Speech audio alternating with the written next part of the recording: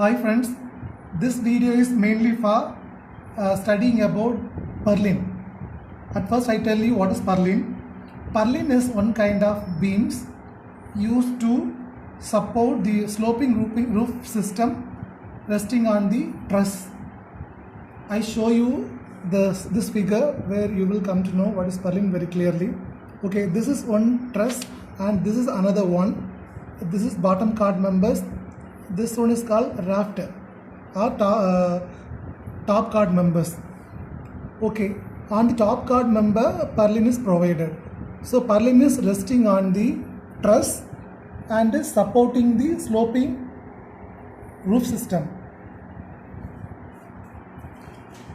Now I explain you the step-by-step procedure of purlin in the following problem. I just read out the problem. Design a purlin on a sloping roof system with a dead load of 0.15 kN per meter square, a live load of 2 kN per meter square and wind load of 0.5 kN per meter square.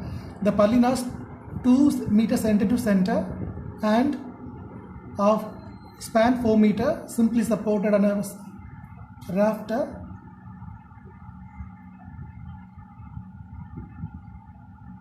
at a slope of 20 degree. Adopt channel section.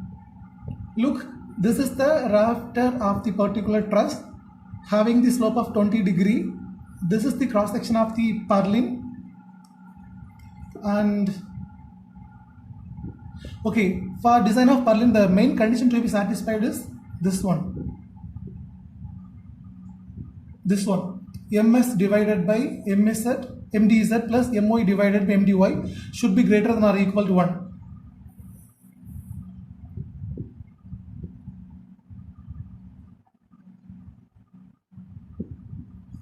So you may ask me the question. There is two bending moment will be there. That is, here the purlin is in inclined position.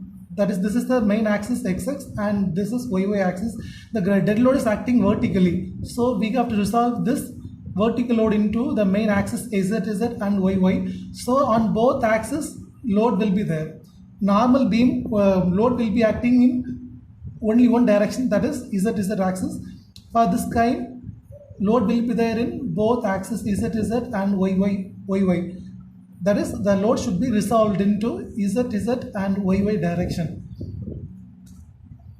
It is called biaxial bending. You might have studied in your strength of material too. So purlin should be designed in such a way of biaxial bending. This page shows the load calculation, that is dead load, live load, wind load. These are the given data. Now I am going to resolve the dead load and live load along zz and yy directions. Thus we have to multiply by cos theta and sin theta in order to get the load along the two directions. And this is the different load combinations, that is dead load, live load, wind load into 1.2, otherwise dead load plus live load into 1.5. Here I consider the second load combination at first.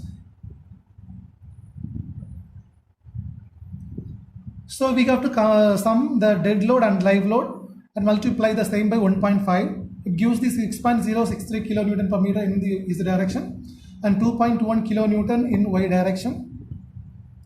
Of course, purlin will be simply resting on the rafter, so that it is considered as simply supported beam, and it is subjected to the UDL for the entire span. So corresponding formula is WL square by 8.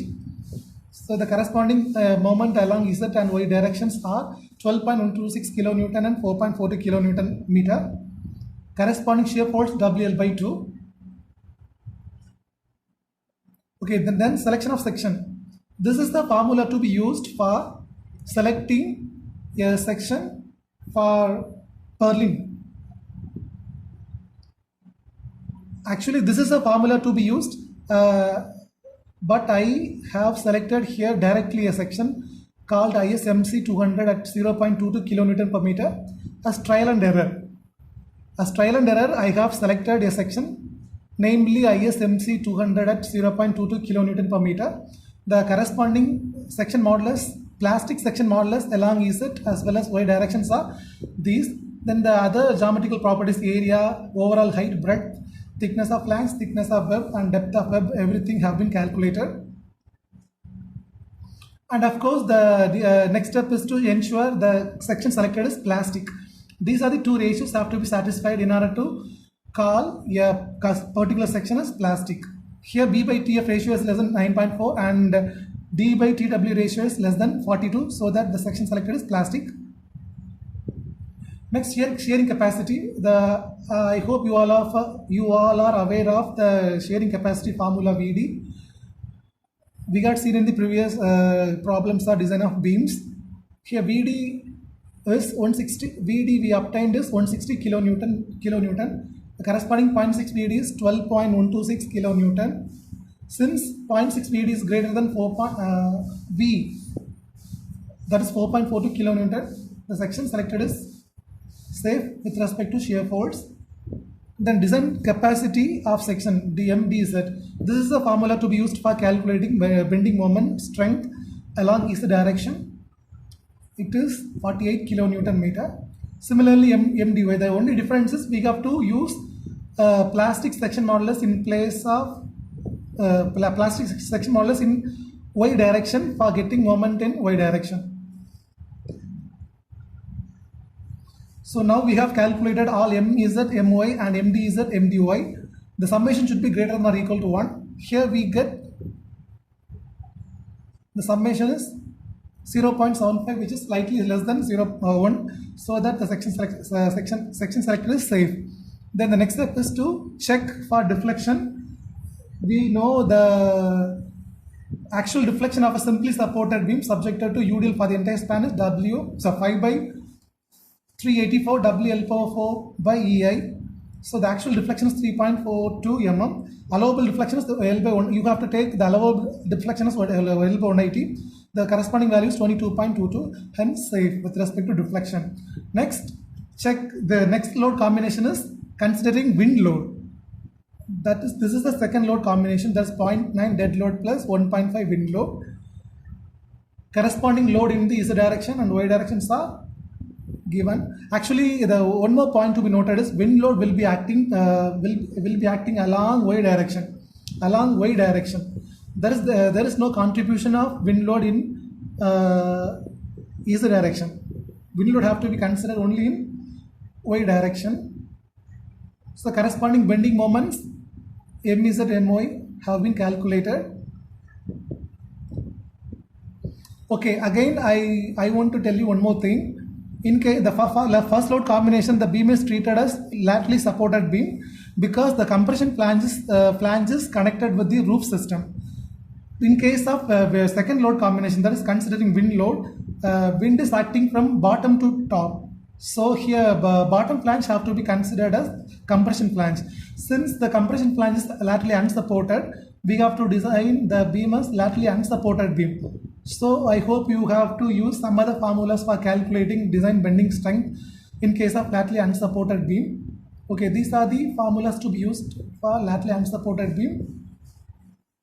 Okay, when you use these formula, finally you get the bending strength along Z direction as 26.13 kilonewton meter. Again, substituting in this formula, we get the value is 0.094, again less than 1.